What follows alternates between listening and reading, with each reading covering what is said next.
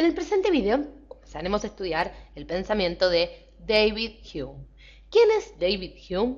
Primero vamos a decir qué hizo durante su día. Les cuento que Hume estudió filosofía, fue un gran filósofo, así como también historiador, y como si esto fuera poco, estudió economía. Entonces fue un filósofo, historiador y economista escocés, porque David Hume nace en Edimburgo en el año 1711 y muere en 1776. Escribió un gran compendio sobre la historia de Inglaterra. Y cuando hablamos de Hume, vamos a relacionarlo, y atentos con esto, directamente con el empirismo. ¿Recuerdan que en Educatina nosotros tenemos un video correspondiente al empirismo? Bueno, vamos a recordar también que el empirismo se diferencia del racionalismo. El empirismo va a tomar como base de todo conocimiento la experiencia. Experiencia. Ahora bien, cuando hablamos de empirismo, por supuesto, invitamos a que vean dicho video, porque el pensamiento de Hume está estrechamente relacionado con el empirismo inglés. Por ende, vamos a ver qué nos propone Hume dentro de su teoría del conocimiento, teoría que es muy, muy importante. Como filósofo empirista, entonces, vamos a hacer un espacio, vamos a dejar de lado a nuestro amigo Hume. Hume sostiene que todo conocimiento, en última instancia, nace de la experiencia. Entonces, el conocimiento nace para Hume de la experiencia. Nace entonces de la experiencia. Los invito a que ustedes vayan tomando nota para ir de forma ordenada, por supuesto. Ahora bien, Hume parte por analizar entonces la experiencia misma, es decir, los hechos de la propia experiencia. Por ejemplo, los hechos psíquicos tal como los entendemos hoy en día. Pero Hume a estos hechos de la experiencia, hechos entonces de la experiencia, los va a llamar ni más ni menos que percepciones. Percepciones del espíritu.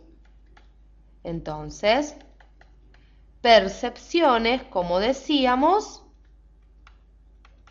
del espíritu. Las percepciones del espíritu las podemos de alguna manera, si se quiere, relacionar o entender como estados de conciencia, ¿sí? Vamos a ponerlo para que ustedes se puedan ir ubicando un poquito más. Estados de conciencia. Entonces, importantísima esta idea de que Hume parte de analizar la experiencia misma y nos va a hablar entonces de que en la experiencia vamos a descubrir percepciones del espíritu, es decir, estos estados de conciencia. Pero claro, a las percepciones que se reciben de modo directo, va a decir, las llamamos impresiones sensibles. Impresiones sensibles. Como decíamos, las recibimos de modo directo. Como ustedes se pueden imaginar, las recibimos de modo directo a estas impresiones sensibles. Vamos a hacer un espacio porque son ni más ni menos que producto de nuestros sentidos. Es decir, cuando hablamos de sentidos, hablamos de tacto, por ejemplo, gusto, oído. Entonces, las impresiones sensibles nos vienen de forma directa, las percibimos, las recibimos de forma directa, es decir, están referidas al mundo exterior, a la forma en cómo nosotros conocemos las cosas, los objetos del mundo exterior. Y por otro lado, tenemos otro tipo de percepciones a las que queremos hacer mención. Tenemos las impresiones de la reflexión. Impresiones, entonces, de la reflexión. Vamos a anotarlo. Ustedes pueden, como decimos, ir tomando nota. Cuando hablamos de impresiones de la reflexión, queremos decir las de nuestra propia interioridad. Por ejemplo, el estado de alegría o tristeza. Entonces, hablamos del interior del hombre, entendiendo, por ejemplo, estado de alegría o tristeza. Vamos a poner el estado de alegría, que es mucho más simpático para poner. Pero sigamos, tenemos entonces impresiones sensibles, impresiones de la reflexión. Las impresiones sensibles de alguna manera nos vienen del mundo exterior, las impresiones de la reflexión son producto de la reflexión sobre aquellas percepciones, aquellas impresiones sensibles, por supuesto, y tienen que ver con un estado de alegría, con un estado de interioridad, no con un estado de alegría siempre, un estado de tristeza, un estado de dolor, de congoja, ¿sí? Dependiendo qué produzcan en nosotros. Vamos a conservar estos dos tipos de impresiones, porque estas impresiones o representaciones originarias se diferencian de las, y ahora sí, vamos a ponerlo porque es muy interesante, de lo que son las percepciones derivadas. Percepciones, vamos a ponerlo bien grande, derivadas. ¿Por qué se diferencian de las percepciones derivadas de las otras? ¿Por qué? Se diferencian porque Hume las llama ideas, es decir, no son impresiones sensibles que yo obtengo de un conocimiento directo, sino que son como los fenómenos, dice Hume, de la fantasía o la memoria. Entonces, por ejemplo, la fantasía o la memoria. No desesperen, vamos a ir por partes con esta idea precisamente de las percepciones derivadas, entendidas entonces, vamos a repetir el concepto, como ideas. Por ejemplo, cuando hablamos de estas ideas y tomamos el ejemplo de la memoria, cuando nosotros podemos recordar una sensación de dolor, ¿sí? Estas ideas entonces son derivadas, como decíamos, porque derivan de una impresión. Derivadas de una impresión de las que hablamos anteriormente. La gran diferencia entre impresiones, entonces, la gran diferencia entre impresiones e ideas, dice Hume, es una diferencia de vivacidad o intensidad. Entonces, vamos a ponerlo aquí, diferencia entre impresiones e ideas tiene que ver con la vivacidad o, como decíamos, o intensidad. Vamos a ir explicando esto, es decir, de cuán intensa o vivazmente, por ejemplo, nosotros recordemos algo, ¿sí? ¿Vamos entendiendo hasta ahí? Muy bien. Tanto ideas, dice Hume, como impresiones pueden ser simples, vamos a ponerlo aquí, tanto ideas, entonces, como impresiones, y es muy interesante esto, vamos a ver por qué, vamos a hacer un espacio, pueden ser simples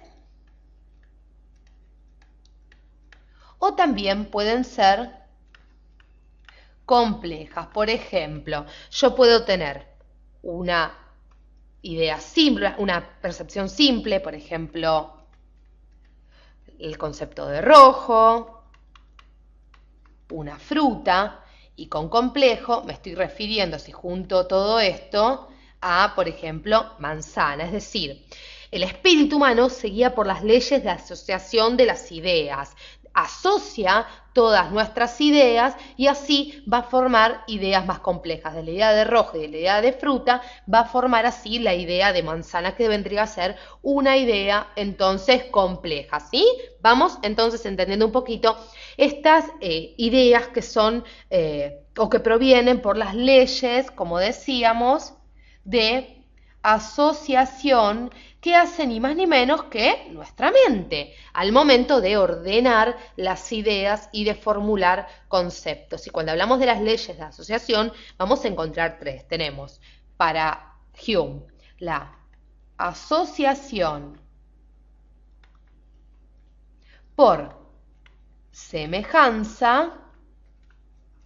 Tenemos a su vez la asociación, como decíamos, por contigüidad en el tiempo.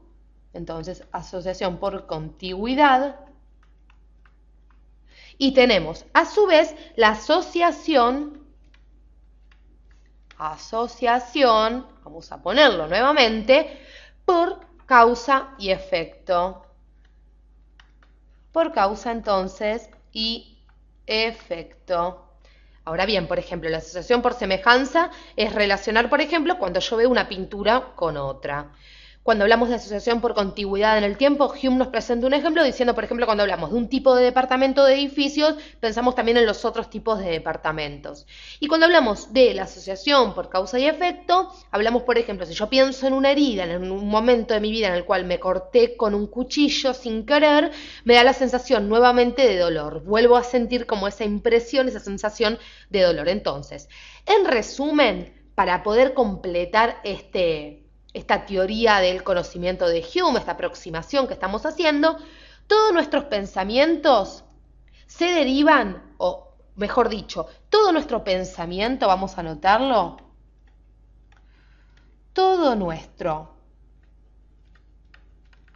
pensamiento, pueden ir tomando nota, se deriva de nuestras sensaciones externas e internas. Se deriva entonces de nuestras sensaciones externas e internas.